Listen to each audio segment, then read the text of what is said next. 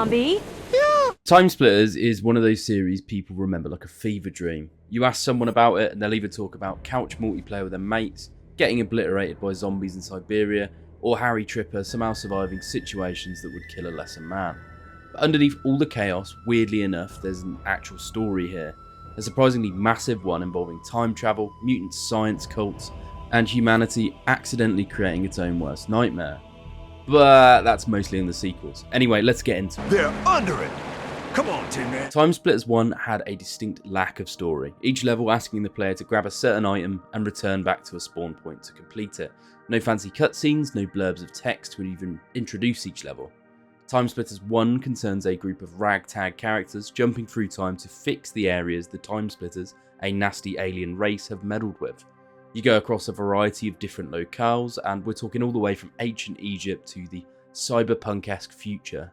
Perhaps a haunted mansion or a Lovecraftian fishing village, and that's where this game sits. I never actually played it up until now, and it's safe to skip ahead to the second. I'll reference this game when it calls for it, and you'll also recognise a mix of emulated footage and footage from the fan remake in the background, the latter of which I'd say is probably the best way to play this if you want to play it now.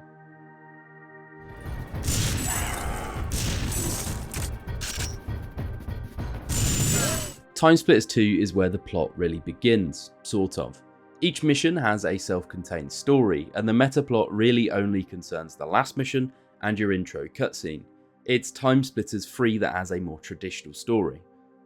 In 2, two space marines are sent to a space station occupied by the TimeSplitters to retrieve special time crystals from them that are currently being used to mess with past events. Only, shock twist, they've been thrown about into the past, and it's up to us to get them back while fixing the timeline. Sergeant Cortez will be jumping inside existing people in a similar vein to the old show Quantum Leap, as he helps them with their objectives and of course just quietly retrieves the crystals too. If you've played these titles before, you'll also be remembering the arcade mode and just facing off against bots or your friends through various different game modes. It's arguably my favourite in the series, nostalgia goggles welded onto my skin. Let's dive in and talk about what actually happens in this game, and if it links to the previous, the sequel, or if the story was a bit of an afterthought. Expect spoilers. Oh, and for giggles, I used the version of this game that was hidden within Homefront The Revolution. Genuinely, the whole game is just hidden within another game. It's very strange. Anyway, TimeSplitters 2. So the game starts off with an actual introduction to these creatures, a war spread across time. And hard, but now we are lost, for they have taken their evil war into our past. Traveling through time, they have sown corruption, unraveling the fabric of our history. Our last chance is to strike back, seize the time crystals, and turn their twisted weapon against them. The fight for survival has begun. They start bundling crystals into the past and Cortez jumps in after them. In this case, to 1990 Siberia. Two Russian soldiers are exploring a research center. Despite the fear of death if they're caught in here by their higher-ups, they seem to bite off a bit more than they can chew when they spot a colleague of theirs.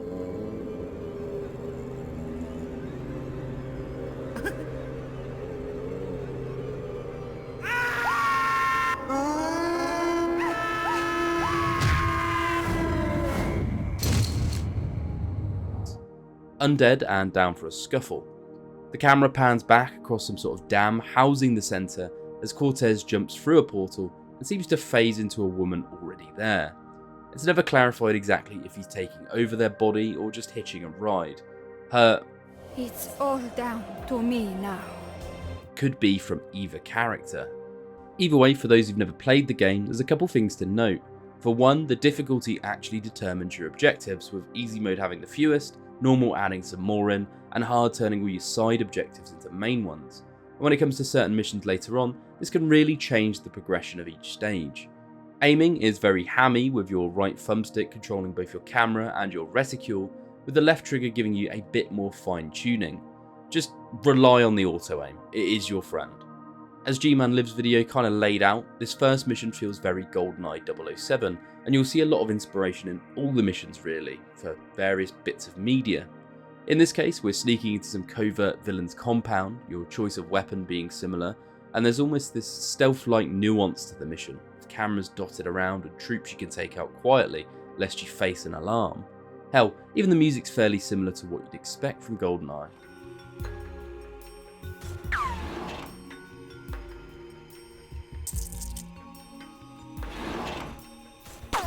Now, after skulking around in the snow like some sort of predator, and you can take that how you'd like, we're met with the words of Time crystal located. That's the time crystal located if you didn't hear them. Most missions follow the same format: find the crystal, complete whatever your body double came here for, and then get out. Each mission is basically independent of the others, and you could probably play them out of order if you really wanted to.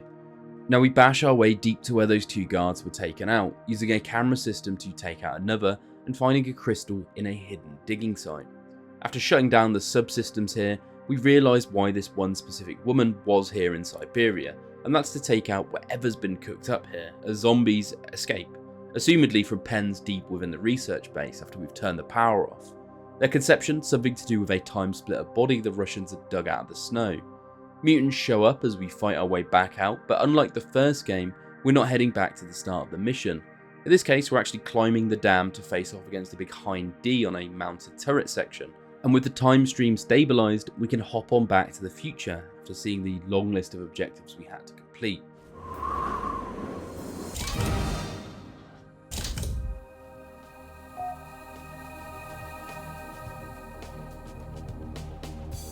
Siberia manages to wrap each feature of the game in some way, shape or form into one tight bundle, and as we'll see, the rest of the missions bar Neo Tokyo are just not as complicated in scope. Mission 2 is 1932 Chicago. Big Tony the mobster has knocked off on a shipment of priced gemstones, and noir detective Jake Fenton isn't going to let him get away with it. But me? Nah, I couldn't. So I got out. It's all down to Mr. Big. He's cost me everything. So tonight I sent him a message. And boy, will he take the bait. The cutscenes are genuinely just wonderfully animated in these games. I really like the artistic direction, I like the animations, it's just really nice to look at. So long story short, Big Tony finds out Fenton is looking for him and sends some hitmen out after the guy. Princess! Come on, you stupid! I want that son of a... I want him dead, you hear me? Dead! In a similar vein to Siberia, we start off with a sniper, well, an old tube rifle, though this mission is not stealthy in the slightest. Hey there, it's Marco. Meet me at the newsstand down the main street. See, Fenton rolls through the streets of Chicago, gunning down mobsters left and right, pouring out their illegal alcohol and taking out Tony's brother, who actually tries to drive away. I felt like Rorschach playing this bloke. He is genuinely the most unhinged detective going. For this mission, we end up needing to meet with a Weasley informant and escorting them back to their home. This was in the fabled time of an escort quest being in every game, which nobody enjoyed, but together as a race of gamers, we faced millions of them. He leads us in the right direction to blowing up a safe to get an entrance pass to Tony's club, which we storm with the good old-fashioned Chicago typewriter, the Tommy gun!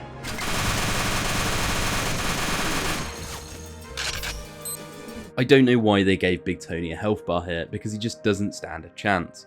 And as we shoot him, a time splitter appears, clearly out of place, so we grab the crystal and jump away.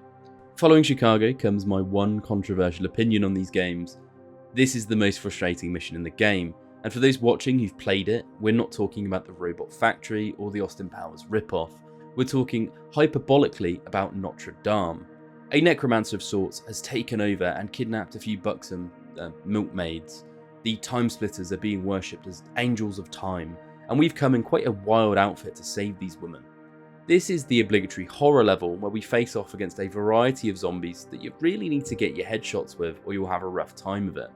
The frustration comes when we advance through several sweaty hallways, taking out the same zombies on repeat until they actually start to light themselves on fire, and we come across the poor kidnapped women. Thank you. I don't know if I need to censor that. Zombies spawn in through what can only be described as wormholes as we rescue the prisoners, and they love to swing at them where possible. You see where this is going. One woman here is actually an imposter, nothing a bag couldn't fix, but as you're stuck dealing with her, one of her colleagues has snuck around the corner and taken out the last prisoner.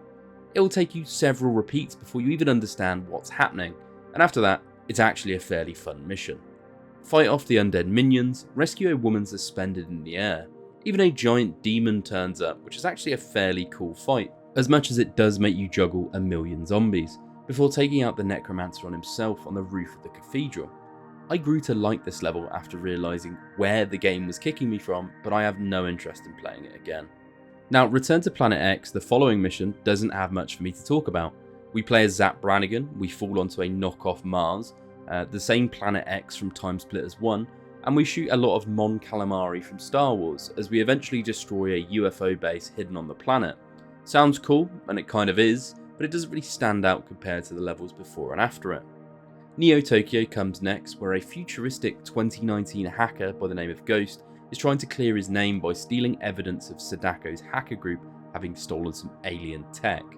What starts as a kung fu fight on a subway has us actually sneaking rather than shooting as we follow one of these hackers, avoiding both their eyesight and the police as we use our crystal locator to keep an eye on the people's field of view.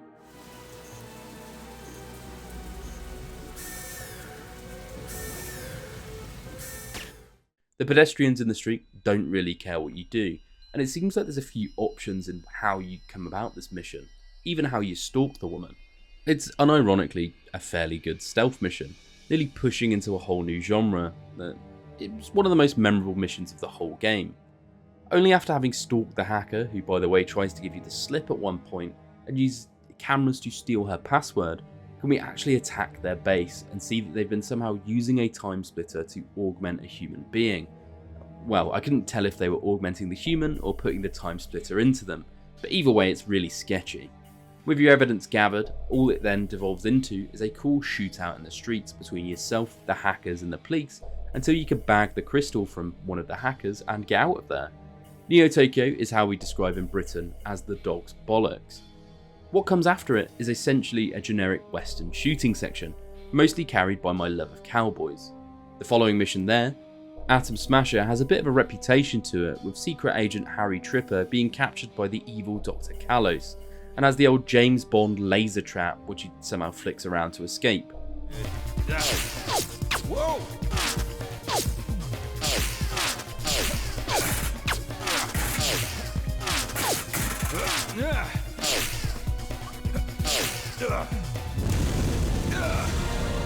In fact, Atom Smasher deserves some lip service, for one of the cutscenes is so cool, but the mission itself is rock hard, with you having to take out multiple bombs before they blow, whilst being fairly unarmed compared to the enemies.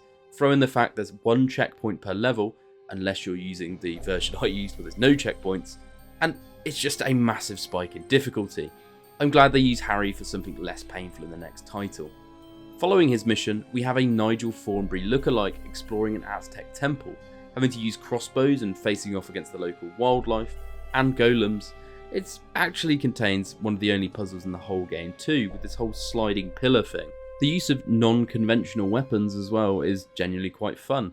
The crossbow has a fire setting to it, which is useful against mosquitoes in the area and just your enemies. It's a good level.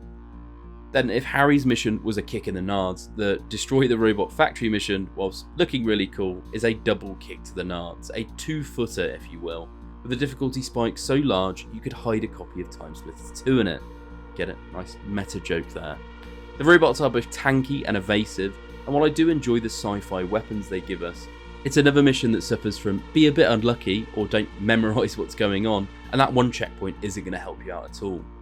After the Robot Factory, we're back in the present, well, the present for Cortez, but our future as we cap off the game inside the space station it started in. What?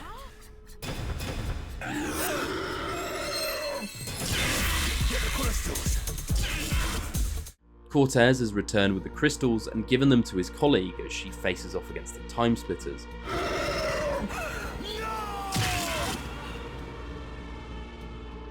Cortez is then essentially setting a self-destruct and gunning it to the hangar bay, with the slight distraction of the Dead Space 1 turret section.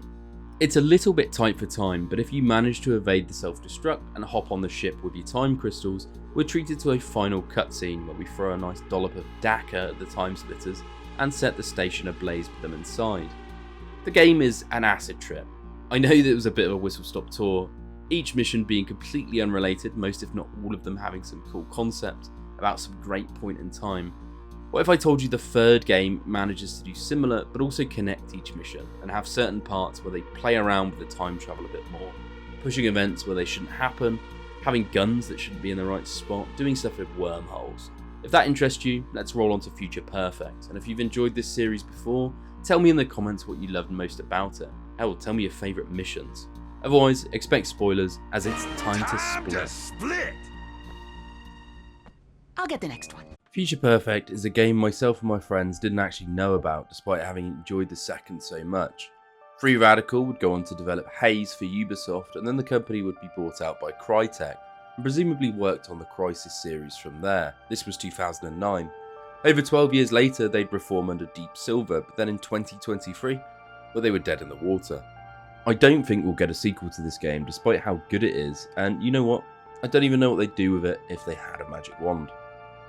TimeSplitters 3 iterates on the second game in the exact same format they'd iterated on the first. There's improvements all around to the actual gameplay, the story, and its framing.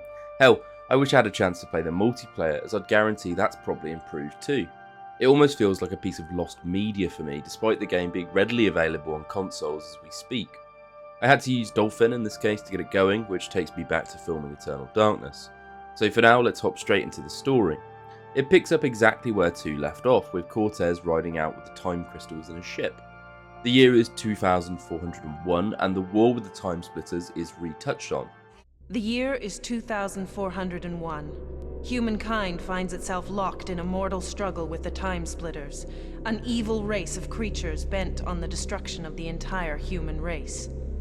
Despite seeing the remnants of the space station floating around, Cortez's ship is different here, and honestly so is his personality throughout the game. Because of that, there's a subset of the fandom who believe each game takes place in a different timeline. Now, Cortez, essentially a war hero at this point, is returning to a base planetside with the crystals to put them to good use. Only, we get clipped by a missile mid-flight, and when we boot up, we're on what looks weirdly like Planet X. Something new for the game, but not really for the titles and the genre, is the introduction of numerous friendly NPCs per level, and the missions sort of blending into one another. In fact, the thing has been polished massively. Now as we shoot at Dark Eldar trying to stop our advance, we're met with ambush after ambush, like someone knew we were aboard that specific ship and had sent people down to hunt us. These aren't TimeSplitters either, leading to confusion for the squad. The aiming just seems to feel better with most weapons, though there are exceptions as we'll see later, and really if you just act like you're wearing casts and can't move the thumbstick up and down, you'll likely hit everything you need to. Everything's a lot more action packed too, especially when you compare it with how quiet Siberia was in the previous game, and the dopamine receptors on my smooth little brain enjoyed this heavily. Clear the bridge! Everyone, clear the bridge! Move! The TimeSplitters we see are different than the ones from the last title, but with similar abilities and the annoying trait of forcing us to use the game's aiming system to hit something with active camo. We fight our way to the rebel base and actually get an outro cutscene. The levels bridge together. Strangely enough, we could also see a doppelganger of ours staring down at us, having just provided covering fire, so this is going to get very time warpy. The Space Marines have new scanners that could determine where time crystals had been used in the past, but not exactly when. The plan is to use the time crystals to see if we can stop the splitters in the past. Well, or get rid of them so they can't use them. We get fairly lucky, and Cortez just tells us the main objective. Sorry, Cortez, but I need to send my best man on this, and that's you. I should have guessed. All right. Find the crystals and destroy the lot. How hard could it be? Good luck, Cortez. Thanks.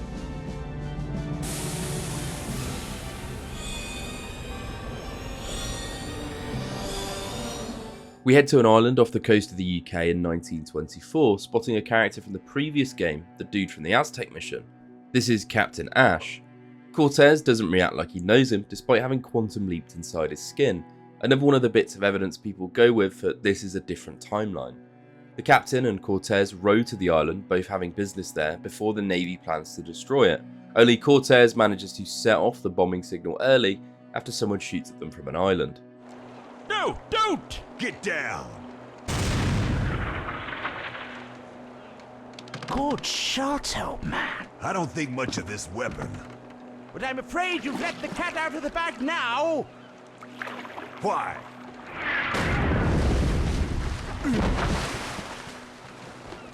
What's going on? That flare was the signal! It's suitably silly. Cortez and Captain Ash storm the island's castle, even running a full frontal against a Maxim gun, which really shouldn't have been advised. Something about this jolly old bean makes me want to be silly with him. Whether it's his silly dialogue or the Buster Scruggs impression, I was thoroughly enjoying the character. If Siberia was GoldenEye, this level felt more like Return to Castle Wolfenstein with the decor, the mysterious Germans in tactical gear. And what makes things more interesting is that instead of being limited to guns from the time period, both we and the enemy have machines and guns that shouldn't be present here, which makes sense if someone's been meddling with the time stream. We've even got some rudimentary telekinesis from the future, though the mission really continues as shoot the Austrian painter's men in a castle until a couple of points. Number 1, Ash leaving to go and find a vantage point to try and hail the navy, and we encounter a locked door. Where's the key, you might ask? Our future self passes it down to us, and only around 5 minutes later we encounter a wormhole where we complete the loop by hopping through and passing the key back down to ourselves. That's twice now we've seen Cortez's future self help out his past, and it's this wacky, rules-free time travel that I kind of enjoy. The game doesn't try to get over specific or give too many rules to it, despite the material, and instead just lets you have fun. Speaking of which, we even get some continuation from the previous game with Captain Ash's assistant looking straight out of the Amazon. Skimpy outfit, shrunken heads included. Did you do what? Like a monkey? Those bounders! This game actually turns the dial up substantially on all the skimpiness. I know there was some boobage in the previous, but it gets really innuendo heavy at times. If you find that distracting, look, a tank boss fight, with actual mechanics and everything instead of just pumping lead into it. Surprisingly, this mission isn't one of a kind, it actually serves as a good marker for if you'll enjoy the rest of the game. With the tank taken down, we go deep below the island and encounter some mysterious old time traveller who has a time device of his own. Not a time splitter, surprisingly, that's causing all this mayhem. This mystery person has a photograph of a certain other character from the second game too, and so we go to the Eastern Bloc and encounter Harry Tipper. Would this help?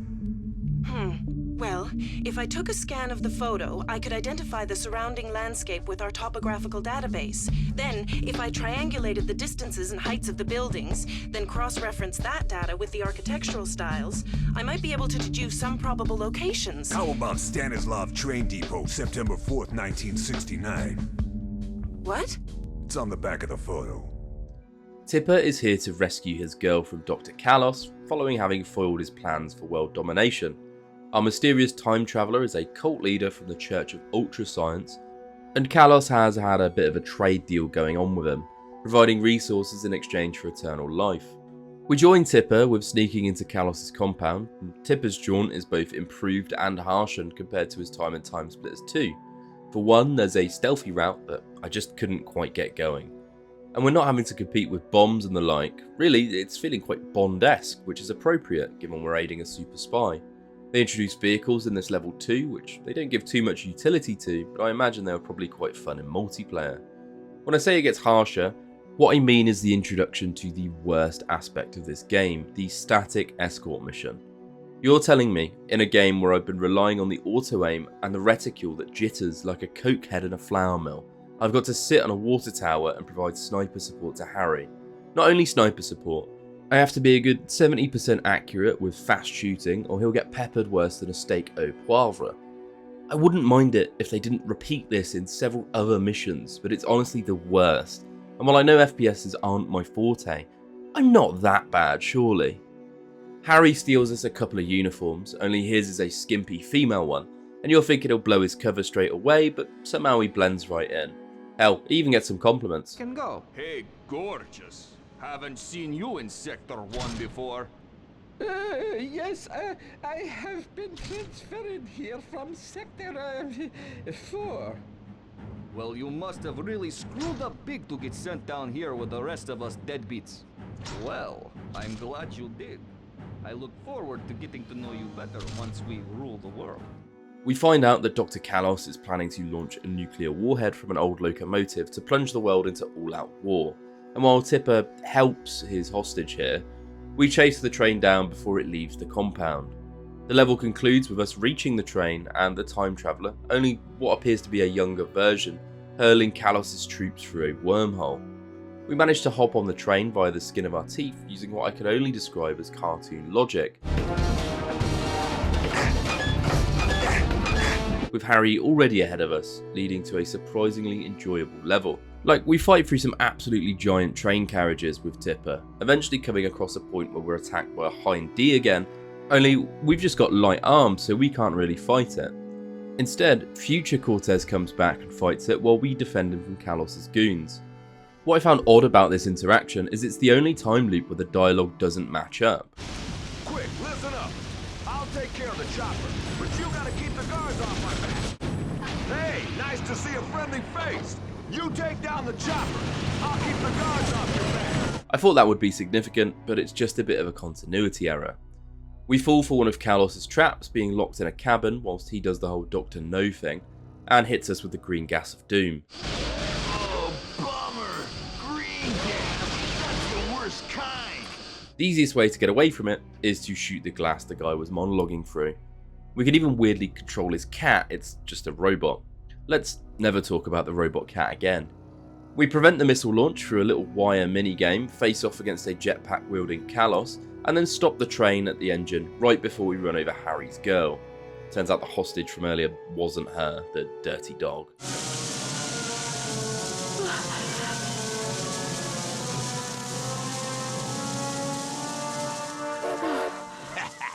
Not even close.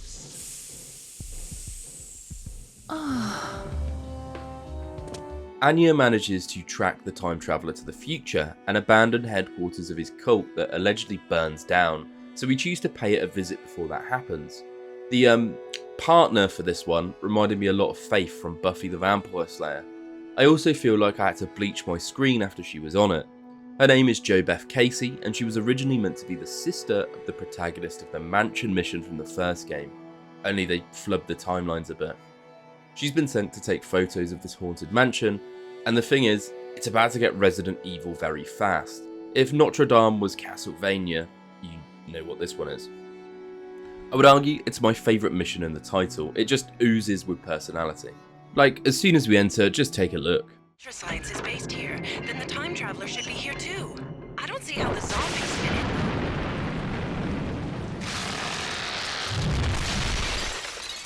Go back! Don't come in here! We've done something terrible! Wait! Ah! Ew, that is gross. Oh, that's just great. Now we're trapped in here with the dead people. Casey is actually fairly funny, and we're attacked by ghosts nigh immediately as we're rolling around.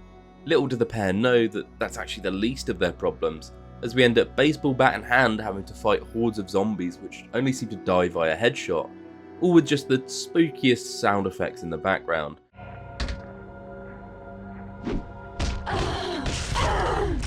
These doors seem to have a life of their own. Like, they press every button on the soundboard here. The developers really did a mad one, hitting every haunted house trope without making things too silly. We even end up coming face to face with the creatures from Tremors whilst rescuing one of the scientists here. Cortez and Casey discover that all the phenomenon here were man-made, and it obviously broke containment. You could thank the cult of mega science operating here. After giving a mansion's worth of zombies lead haircuts, we end up facing against someone's magnum opus, a monstrous beast known only as, well, creature. Then eventually the duo find a ladder down into the labs, proper horrid noises rising up from it.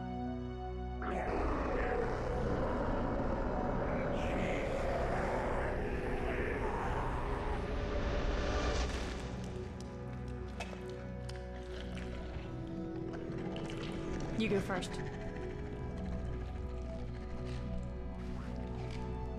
Okay. Just like Tipper's mission, this stage becomes a two-parter as the duo fight through the cellars of the mansion into an actual lab, discovering the usual Umbrella-esque voice logs and emails on their computers. You know the sort. Day 1, we have created a monster that hungers for flesh. We'll call him Trevor. Day 2, took Trevor for a walk. He ate one of the lab techs. The building's on fire. Shouldn't forget my keys next time. It's fairly clear this group didn't bother with any risk assessments, just put it that way. Fighting through masses of them, and again hitting a time loop where one Cortez fights zombies while the other uses some special gear to fight ghosts, we face off against the creature from earlier with a slightly revamped moveset, before discovering that the cult's purpose here was to research immortality, and they've not been making good progress with it at all. Furthermore, we actually get a name for our mysterious time traveller in one Jacob Crow, so Anya can run his name on our database. In the future, there's a weapons company called Eugenics founded by Crow, so he likely finds his immortality serum in the future. While Anya's giving us this exposition, we set the fuses going in the lab and run before the place goes sky high.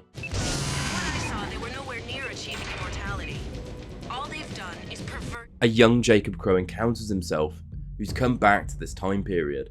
He's spent his whole life looking for immortality and didn't find the true answer, but got very, very close. His plan is to pass his research to his younger self, and the time travel device as well, to continue the research through some sort of artificial second lifetime. They both blast off, and we're left with one last singer from Casey. It's time to... I gotta go. But... oh well. Too old for me anyway. We follow Crow to the future, or at least to his weapons company. Welcome to That's Not Neo Tokyo, as we watch a ninja of some kind sneak into the company building, avoiding various automatons and security devices. We also follow a stealthy approach in, which can only be described as the game's official stealth mission, even if you can go through loud the whole time. There's a lot of sneaking around trying to track down the woman who snuck ahead of us and watching her take out various guards with ease. There's turret escort sections, which aren't actually as bad as when we did it with Tipper, time grenades, but not really too much to talk about with this one, besides how much it reminds me of Red Faction 2 aesthetically. She's come for information on Crow's scheming, more specifically what we find at his terminal about kidnapping people and dodgy technology. We get one of the best cutscenes between missions as it becomes clear Cortez has been dealing with more than one kind of crystal. You get dental? Yeah. Oh, that's good. Yeah! Time to split!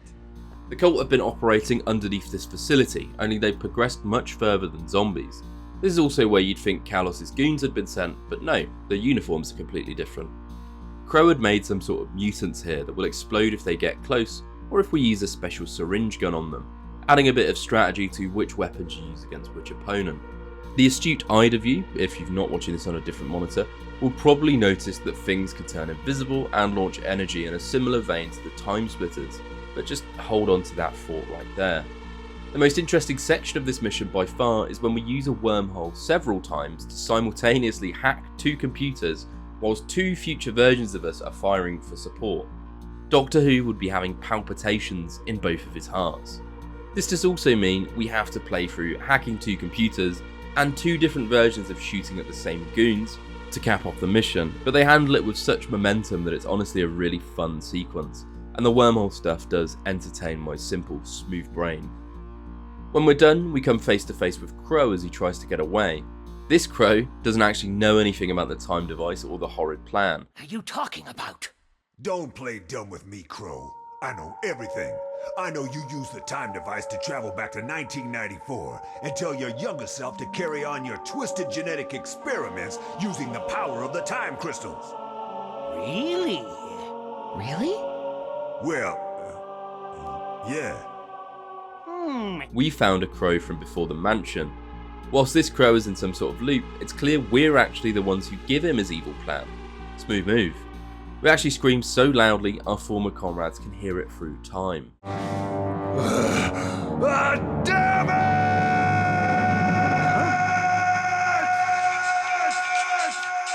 Spaceman! After seeing a prototype robot from the Robot Wars, remember that mission, we jump ahead, discovering a lot of them were made by Crow under an alias.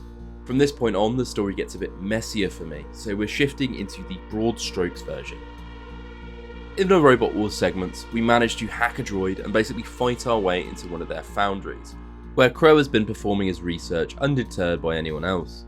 Now there's some fun fights against giant robots, even a fight where we control one of these giant robots, but the two missions are a massive slog, only really being saved by our robot companion getting hacked and, having funny dialogue. 5 or 10 of these robots are human. It makes it easier to kill them. They're very Terminator-esque, and while enjoyable, there's just not much to talk about. Cortez finds Crow having now become some sort of mutated mass of flesh, hooked into baby's first cyborg apparatus. He actually looks monstrous, and gold star to the artist who conceived him. Turns out Crow had turned into some sort of time splitter, having created mankind's enemy himself. I always assumed they were aliens, but this shows it's not the case. Being unable to defeat Crow, we discovered that he had sent Kalos' men back to the island from Mission 1 to mine it for time crystals. Only... I know that Crow said he was mining the island, but we searched this place and didn't find any crystals. Well, he didn't bring Kalos' men back here for the fun of it. The crystals must be here somewhere. But where? Turns out the crystals are beneath the island, and after sneaking aboard one of Crow's submarines, we managed to chase down their origin point. This leads to a fun jaunt through what could only be described as some sort of retro-futuristic submarine, then a steampunk Victorian settlement made in the caverns underneath the island. I love a reference, and it just reminds me of the city of the future from Arkham City. Now eventually we uncover more of Crow's cult here and their plans to try and assassinate Cortez in the past. The Cortez we saw in the first mission comes from here. The weird Dark Eldar people we shot at, they're actually time assassins sent back from this point to kill us. You then have the worst mission in the game, possibly the series, where we follow our past self providing covering fire and taking out time assassins from the shadows. It honestly only becomes bad when you have to fight the time splitters with a sniper, and this game's aiming just fights you every step of the way, plus the enemies are invisible. I, or should I say past me, died 6 or 7 times trying to get through this, which doesn't sound like a lot, but by god did I just want to put the game down. With ourselves saved, we then go back under the island to hunt down the raw time crystals. With those we can put them through his machine and it will break it because they're not refined.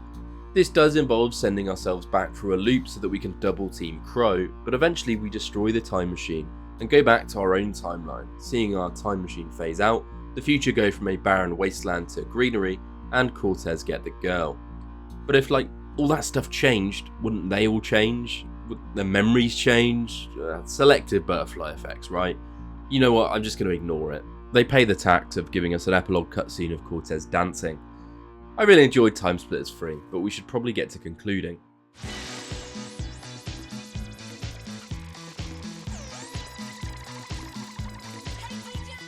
Conclusion-wise, I think what makes TimeSplitters stick in people's heads isn't really the overarching plot, because if we're being honest, it's held together with chewing gum, and those of us who had the game as a kid were probably more focused on couch multiplayer of our friends.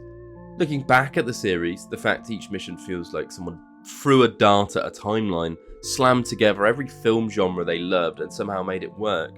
You have a full smorgasbord of different themes, areas and playstyles amongst all the missions.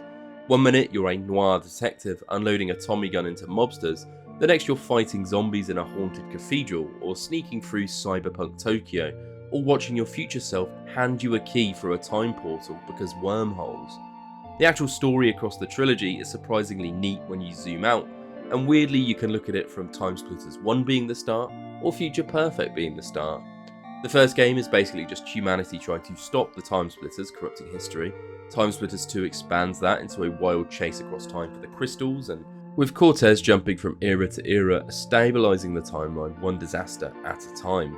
Then Future Perfect ties the knot around it by revealing humanity accidentally created its own worst enemy, through Jacob Crow's obsession with immortality. But if you reverse the tape, Future Perfect starts with the TimeSplitters' birth, number 2 has them sowing chaos and destabilising the timeline, and the first game has us cleaning up after the fact.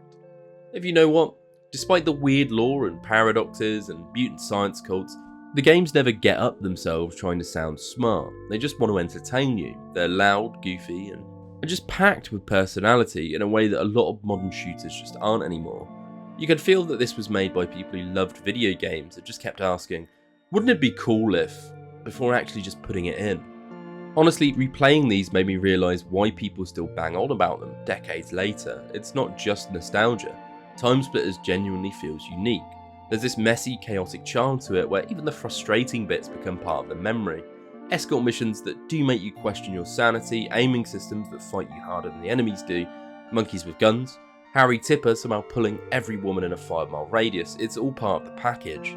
I don't know if we'll ever actually get another TimeSplitters. I don't think it's possible after everything that happened with Free Radical. But at least the series went out still swinging, and that's probably the perfect way for a series about time-travelling space marines and mutant crystal monsters to be remembered. Over and out, Smooth Brains.